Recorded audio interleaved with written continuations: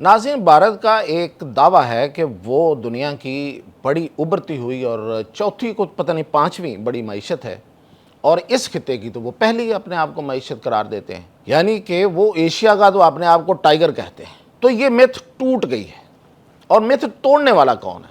یہ سب سے بڑی بات ہے۔ میتھ ٹوٹنا بڑی بات ہے، اس سے بڑی بات یہ ہے کہ جس نے یہ میتھ توڑی ہے وہ انڈیا سے 9000% چھوٹا ملک ہے، 90 گنا چھوٹا ملک ہے سائز میں، یعنی کہ فیصد میں وہ 9000% اور گنا میں وہ 90 گنا چھوٹا ملک ہے۔ 90 نہیں بلکہ 91 گنا چھوٹا ملک ہے رقبے میں۔ اور اگر میں آپ کو بتاؤں کہ اس کی آبادی کتنی ہے، صرف 2 کروڑ، 3 کروڑ آبادی کا وہ ملک ہے۔ اس نے چت کر دیا ہے اس کو، انڈیا کو، اور چاروں شانوں چت جسے کہتے ہیں نا وہ کر دیا ہے، اس کو الٹا کے پھینکا ہے اور اس کی جگہ لے لی ہے۔ تو یہ تفصیلات ہیں میرے پاس، اور پھر یہ کہ مودی نے بھارت کے ساتھ کیا کیا ہے، وہاں اب اندر سے آوازیں اٹھ رہی ہیں، اور ایک ریاست کے سربراہ نے وہ آواز اٹھائی ہے، تو ان تفصیلات کے ساتھ میں آتا ہے۔ دیکھیں، سب سے پہلے تو میں آپ کو بتاتا ہوں کہ جو مودی کا بھارت ہے اس کے اندر سے مودی کے خلاف آوازیں اٹھ رہی ہیں، وہ پہلے بتاؤں کہ وہ کیا ہے۔ بھارتی پنجاب کے وزیر اعلیٰ ہیں بھگونت مان۔ بھگونت مان ایک اچھا خاصا جولی آدمی ہے، آپ جانتے ہوں گے اس کو، بڑا مذاق کرنے والا، کیونکہ وہ ایک مزاحیہ اداکار بھی رہا ہے سٹیج کا۔ اس نے پچھلے دنوں مریم نواز کو بھی بڑی جگتیں ماری تھی، لیکن وہ بندہ بڑا کمال کا ہے۔ اس نے پنجاب کے لیے بہت کچھ کیا ہے۔ ابھی کچھ خبریں آ رہی ہیں کہ شاید وہ بجلی بھی بہت سستی دے رہا ہے، سستی نہیں بلکہ شاید فری دے رہا ہے۔ تو یہ بندہ جو ہے نا، یہ اپنے ایک انٹرویو میں اس نے مودی حکومت کی جو معاشی کارکردگی ہے اس کا پول کھول دیا ہے۔ کہتا کیا ہے؟ اس نے کہا ہے کہ جب مودی 2014 میں مودی نے حلف اٹھایا تھا پہلا بطور وزیر اعظم، وہ بات کر رہا ہے، وہ جب گجرات کا سی ایم تھا، کساب گجرات کا، جب اس نے وہاں پہ مسلمانوں کا قتل عام کیا تھا، اس کے بعد جب یہ وزیر اعظم بنا ہے 2014 میں، تو وہ کہتا ہے کہ بھارت پر اس وقت 55 لاکھ کروڑ کا قرضہ تھا۔ 55 لاکھ کروڑ، وہ روپے میں بتا رہا ہے۔ وہ کہہ رہا ہے کہ آج بھارت کے اوپر 220 لاکھ کروڑ کا قرضہ ہے، یعنی 4 گنا زیادہ بڑھ گیا ہے۔ اور پھر آگے جا کے وہ ایک اور طنز کا تیر چلاتا ہے، وہ کہتا ہے کہ اس نے اس وقت 2 کروڑ لوگوں سے وعدہ کیا تھا کہ وہ نوکریاں دے گا، جو کہ نہیں ملی، اور آج وہ جو بے روزگار لوگ ہیں 2 کروڑ سے زائد، وہ کاکروچ بن کر گھوم رہے ہیں۔ یہ کاکروچ اس نے خاص ایک بیک گراؤنڈ میں اس نے اس کا حوالہ دے کے ایک بیسیکلی طنز کا تیر چلایا۔ آپ کو یہ پتہ ہونا چاہیے کہ انڈیا میں اس وقت یہ بہت بڑی بحث چلی ہوئی ہے کہ انڈین سپریم کورٹ کے جج نے، چیف جسٹس نے، نوجوانوں کو کاکروچ کہہ دیا، اور اس پہ نوجوان مائنڈ کر گئے، انہوں نے غصہ کر گئے، اور بندہ ان کا غصہ کہ بھئی وہ نوجوان ہیں، بے روزگار ہیں، اور وہ روزگار کی تلاش میں ہیں، اور آپ الٹا ان کو کاکروچ کہہ دیں۔ انہوں نے اس کے جواب میں کیا کیا؟ انہوں نے کاکروچ پارٹی بنا لی، لاکھوں اس کے فالوور بن گئے، اور وہ پارٹی جو ہے وہ انٹرنیٹ پہ اس وقت چھائی ہوئی ہے۔ انڈین گورنمنٹ کو مسئلہ بنا ہوا ہے، اس کے باقاعدہ اس کے اکاؤنٹس فریز ہو رہے ہیں، اس کا جو ہیڈ بنا ہے کاکروچ پارٹی کا، اس کا جو سوشل میڈیا پہ جو اکاؤنٹس ہیں وہ نکالے جا رہے ہیں، پتہ نہیں کیا کیا ہو رہا ہے۔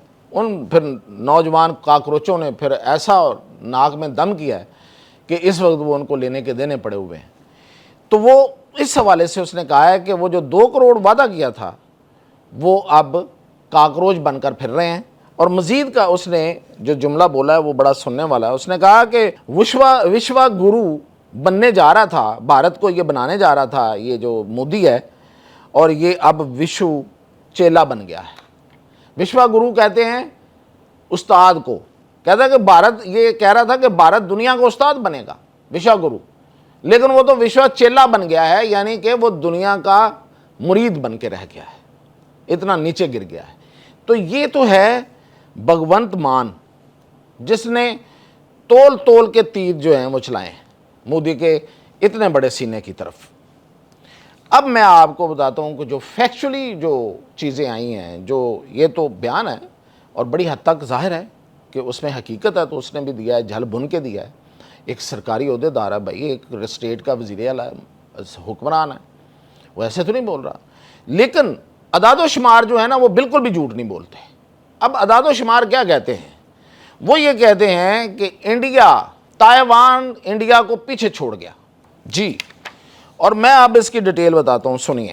انڈیا کا رقبہ ہے 32,08,000 مربع کلومیٹر. ٹھیک ہے جی، اتنا بڑا ملک ہے.